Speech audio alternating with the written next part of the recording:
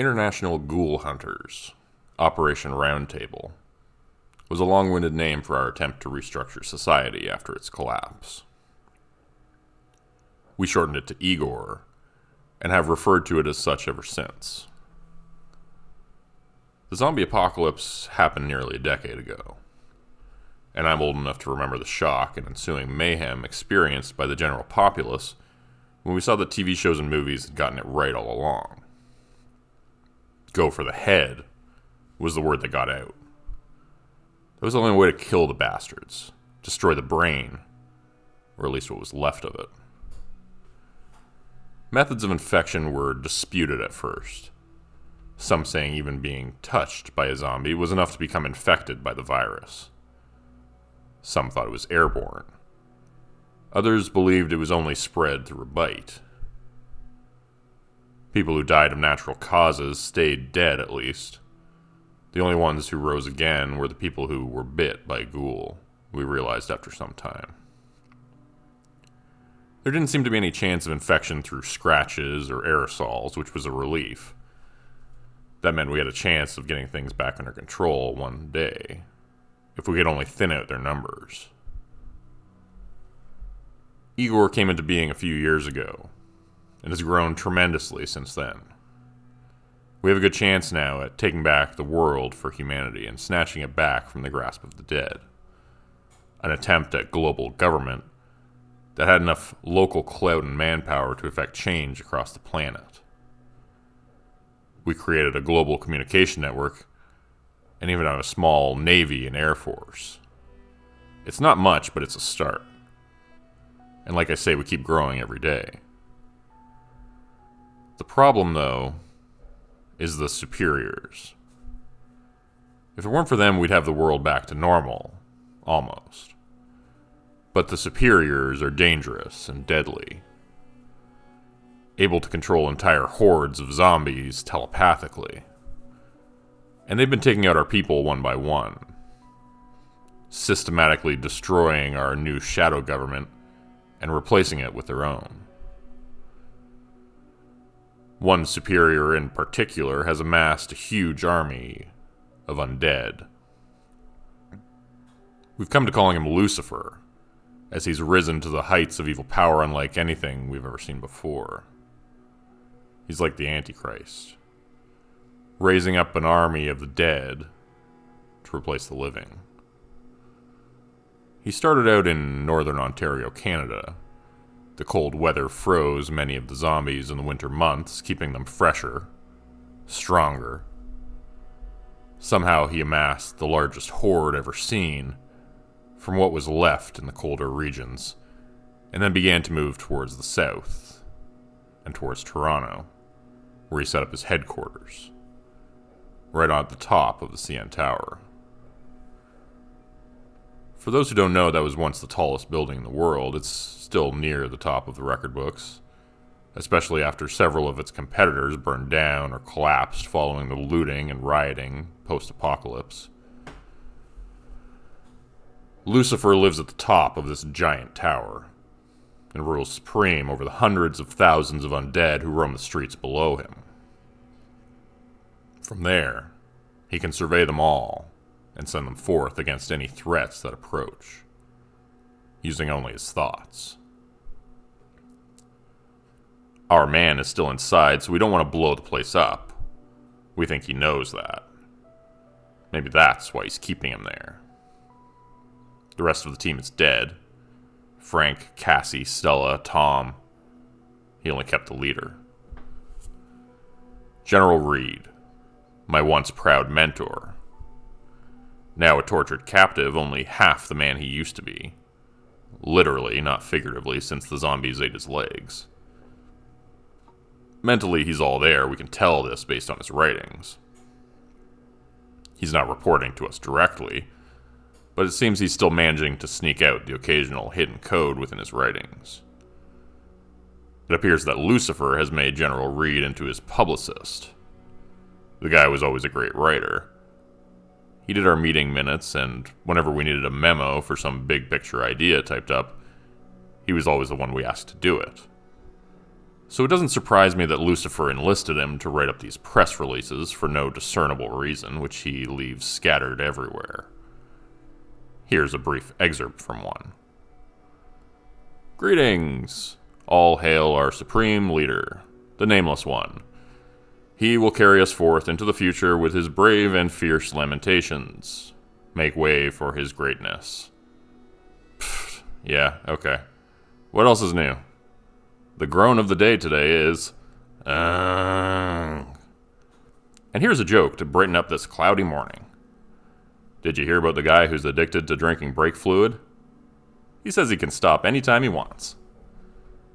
You get the basic idea. Just a community newsletter, more or less. Except nobody can read it but us and him. And I don't mean Lucifer. Judging by his lack of awareness that he is being openly mocked in the majority of these press releases, I would say he has a cursory understanding of the English language at best. Which brings me to how we ended up being tipped off when and where to strike. In one particular press release, General Reed filled us in on the fact that Lucifer really likes to sleep in on Sundays. He always stays up late the night before for Decapitated Head Bowling League every Tuesday and Saturday night. Thus, we had an opening for our attack. The plan was to come in by chopper and descend to the observation deck of the CN Tower. We would have to blast our way in, then rappel inside. It was the only way since there were a few 100,000 zombies downstairs. Hovering over the tall building, we dropped down from the helicopters on our ropes. I only hoped the sound of rotor blades hadn't woken the bastard up. Controlling my descent, I slowly dropped down to the window on the south side of the building. The observation deck had a ledge on the exterior, so I was able to stand on that easily and get prepared. I gave the hand signal to Reggie on my left, then to Sam on my right. We placed the explosive charges on the plexiglass, knowing it was thick and wouldn't break easily. My thumb went up into the air to indicate I was ready, and they pulled me back up towards the chopper. Once we were clear of the blast, I hit the detonation button. The explosion was deafening, despite my attempts to cover my ears with my hands at the last second. The intended effect was achieved, though, and we saw movement inside the building. We had our way in now. But now they knew we were coming. I gave the hand signal to the team, and we dropped down once again from our safe height near the choppers.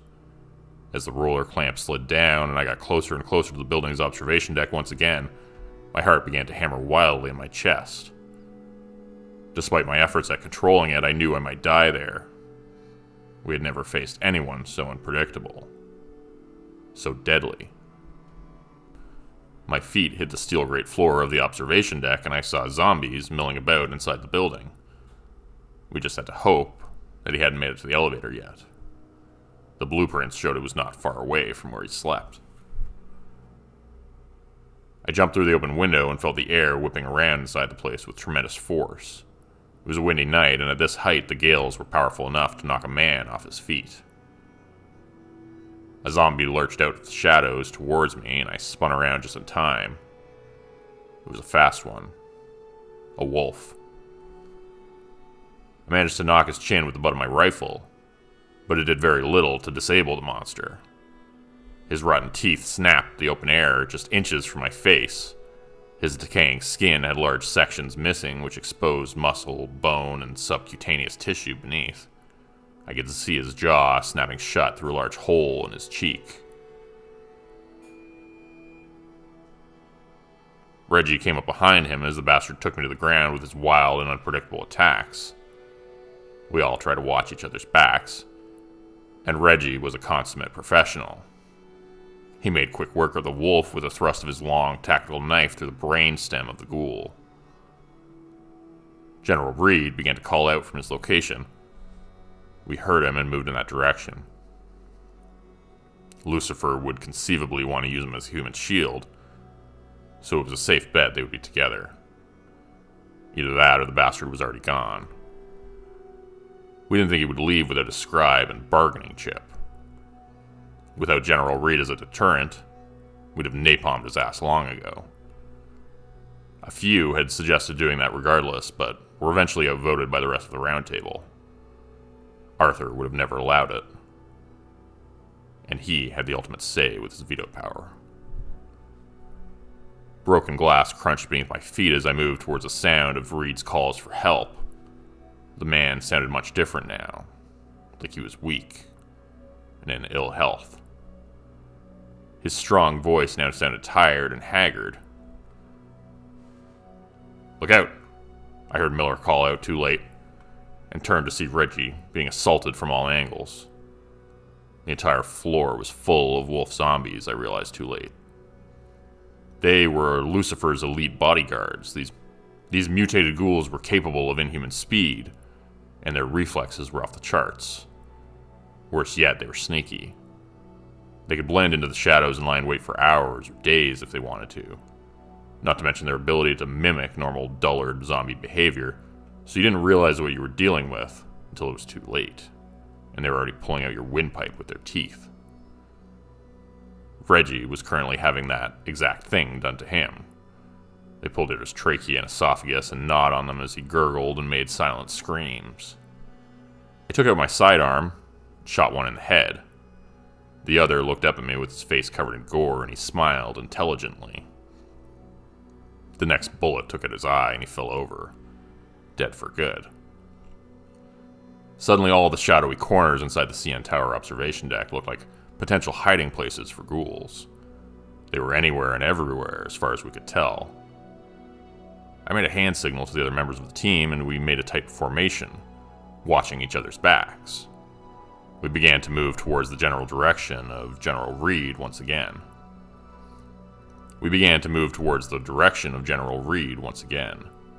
His calls for help were silent now, and I worried we had missed our chance. For all we knew, they'd snuck onto the elevator and were now down on the ground floor, escaping the place. I kicked in the door to the room where I believed his calls had come from. But it was clearly not the right room. Ghouls were packed inside, shoulder to shoulder, filling the crowded room with a horrifying smell. As soon as they saw me, they lunged forward, reaching out their decaying hands towards me. As I screamed and stumbled backwards, they began to pour out of the room. There was no chance of containing them. They were soon everywhere. I began to fire my assault rifle, taking measured single shots, trying to remember my training, trying not to panic. It helped that I'd been in the ship before. Worse than this, if you can imagine that. But there were dozens of them. They quickly overwhelmed my team and took them out one by one, despite their efforts to fight back. Pretty soon it was just me and a handful of zombies, lurching towards me as I picked them off with careful shots to the head. When the last one hit the ground, I figured it was time to try another door. There were only so many options. General Reed had to be behind one of them, but Lucifer was probably hiding in there too. I hadn't heard the elevator door opening, I realized, which meant that he was most likely still up here. The next door I kicked in was the right one. I saw General Reed laying on the floor, a cold look in his eyes. His entire lower half was gone, and the rest of him looked thin and pale. He was shaking his head and looking at me, saying, "Why did you come here? You shouldn't have come here." I stepped into the room and his eyes widened. Turning around, I saw the blade of a long sword swish just past my face. It took off the end of my nose, but I didn't feel that until later. The adrenaline took over as Lucifer regained his balance and began to take a backswing with the blade. It looked heavy and ornate, and completely impractical. When he swung it threw him off balance once again, and I took my opportunity as I sidestepped out of the path of danger. He howled with rage and anger as I took hold of the hilt of the sword, attempting to wrestle it from his grasp. He was strong, but I was stronger, and began to overpower him. That was when he bit me. It was a move made out of pure desperation, and I could tell by the look on his face that he was afraid of what the consequences of this action might be. No one had ever been bit by a superior before. until that moment. I felt the power surging through me, and although I didn't understand it at the time, my life in that moment would be changed forever. I kicked him away from me as I pulled the blade out of his hands. The flesh of my neck where his teeth were tearing it apart came loose, and I swore in anger and horrified pain. The blood which poured forth from the wound was now black and tarry, and didn't look like something which would come from a human being. I realized that was because I no longer was one. Now I was something completely different. Now I was a superior. My heart was no longer beating, I noticed. My skin felt cold and clammy. The elevator made a loud ding, and I heard the door open just outside the room we were in. I gave the superior another good kick to the chest and shoved him out of the door, just as a dozen more zombies came around the corner. "Eat him," I shouted at them, wanting to test my new powers. They engulfed him and began to tear apart his clothing and then his flesh as he screamed and howled in pain and terror. "Go out the window and take him with you," I shouted at them next. My new undead servants complied and took the bastard down to the ground floor with them, pulling him out the window as he screamed in bloody agony. Lucifer was no more. By the time they hit the ground, they would all be liquefied human remains. Zombie smoothies. "What's your status, team leader?" The voice of the helicopter pilot demanded through my radio. "Packages in hand," I said back, clipping a rope to General Reed's belt. "Thank you," he said weakly. "Don't thank me until we're home free, okay? You'll jinx this flawless mission, which has gone off without a hitch. So just keep your trap shut for now, alright?" I threw him over my shoulder and carried him out to the window. Stepping out onto the observation deck, from there I made a call with the radio. We were going home. And now, we had a chance at fighting back.